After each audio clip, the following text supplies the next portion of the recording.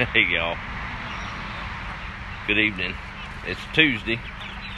We're already barreling through another week. I'm out here looking at this poor old lost chicken just outside the chicken coop. I saw her when I was feeding the rest of them this evening. She's so close to home she can taste it, but can't get there from here. I guess I better scurry her on around and show her the path. I've been there. I know how that feels. I guess all of us have. Come on now. Let's see if we can't. No, alright, fine. I'll come back and get her later. Silly thing.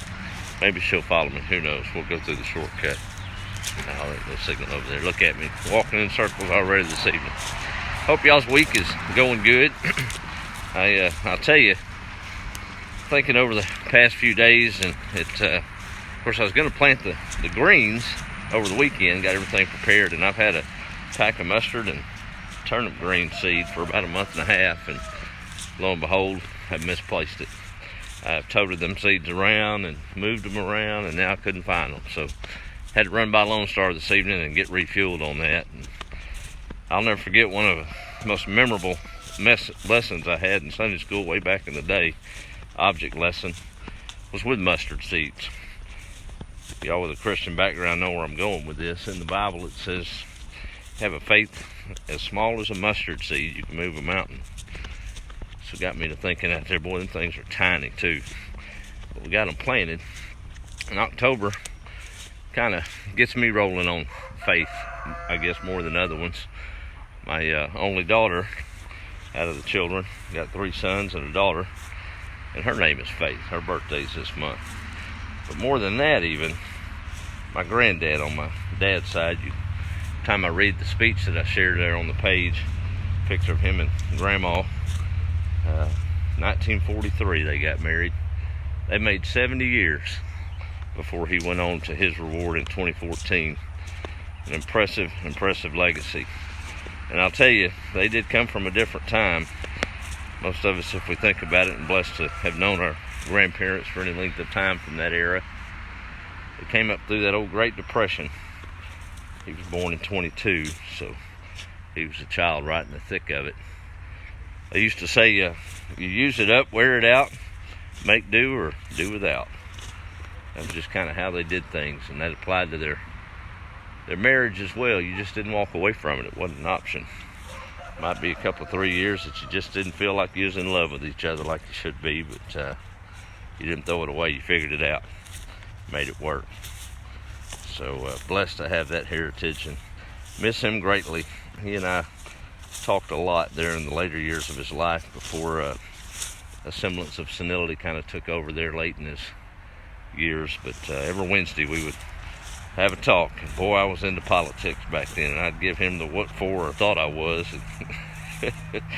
His wisdom of world history and theology and all just really tempered me at a good time in my life, and showed me maybe that's not what it's all about.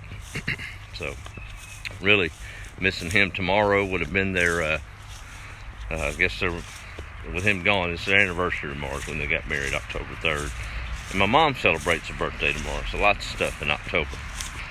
So I guess all of it started the faith of a mustard seed, huh? Well, speaking of that old chicken, you know, today marked a landmark. Got out there and gathered the eggs, and man, we're in the eggs. I got 13 today, y'all. That's the biggest production day these old hens have had yet. All them broilers that I went and, I guess you'd say, salvaged. I just wanted some chickens, didn't know no better, and I had faith that surely if I fed them they'd lay. And everybody said, man, them things ain't gonna lay, they're gonna die. They're leftovers from being harvested. Even the chicken house didn't want them, left them behind. And just the nature of that commercial industry, the thousands and thousands of chickens that we consume, and demands an industry of sorts. They do not get all the chickens every time, and of course when you're doing mass production you just have to kind of let them go on their way, and wild animals will have them, or just have to slaughter them and move on. But I wasn't necessarily in the chicken rescue business, but don't plan to be, but I got them. We started off at about 60, A few of them did die, as they said, but on those that said they wouldn't lay. There's 13 in that bucket over there, and I'm getting about 10 a day from 46 old white hens that didn't have a chance. Guess I can relate to them a little bit sometimes in that way. Just all in how you look at it. I guess I was too stupid to know any better. It's alright, I'm eating egg sandwiches.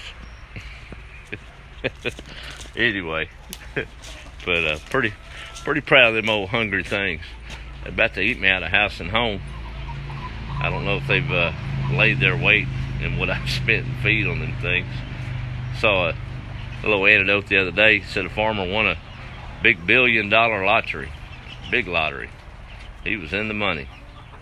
And they interviewed him and said, "Sir, what are you going to do? All this money, you can retire." He said, "No, I'm just going to keep farming till all the money's spent." Unfortunately, that's how it goes. There ain't a whole lot of money in it, but man, there's a lot of peace in it.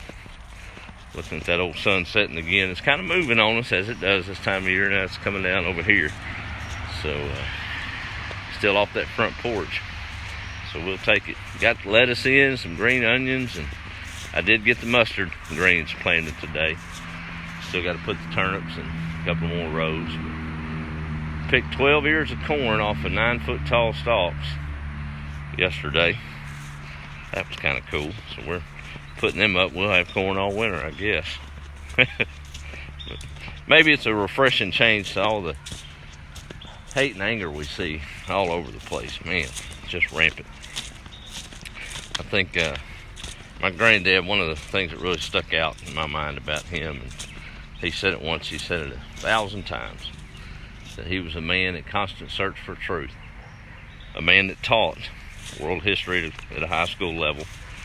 He taught probably some of the most brightest theological minds that were of the 60s, 70s, and 80s at a Bible school in Minnesota. But man, he was never dogmatic in that way.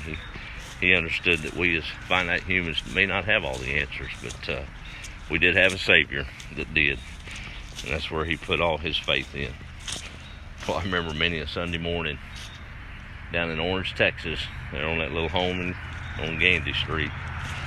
We'd be getting ready. I was probably 12 years old, preteen, and of course, those of y'all raised in a home that went to church on Sunday, when you went to visit, it was always a flurry of breakfast and putting on your best duds, making sure your hair was slicked back and off to church. And we'd all be bustling about crazy, and he'd just be sitting there reading his Bible, and he'd just break out in song, top of his lungs. Never forget it. Well, how great thou art. Love that song. Good memories of that man today. And I know he's waiting on Grandma now. She's in her final stages with Alzheimer's, and not the woman she was, but her soul is. And I thought of that Andy Griffith song, or a Brad Paisley song, I guess it was, with Andy Griffith in it. Waiting on a woman. He's up there waiting on his bride still to come. So, celebrating them today. That's alright, ain't it? Well, let me see who all's on here, and we'll call it an evening, I guess. There's Miss Alicia. How are you? Hey, Patrice. How are you doing? We just had a Facebook friend anniversary day or something, didn't we? There's Michelle. How are you? California. Hey, Mike. Good to see you checking in, buddy. There's Donna from Pensacola. My granddad didn't live too far from you there, Donna. In his later years, he was in Marianna, Florida. And a big farm there, and boy, he enjoyed it out there. He really did. Kenny, how are you? There's Phil and Russell. And there's Miss Molly, dear friend of both my granddad and my grandmother. She can recount so true everything I've just said, and probably more, I guarantee you. Sandra, how are you? There's Kevin from League City, Texas. My Aunt Pat, that was her youngest daughter.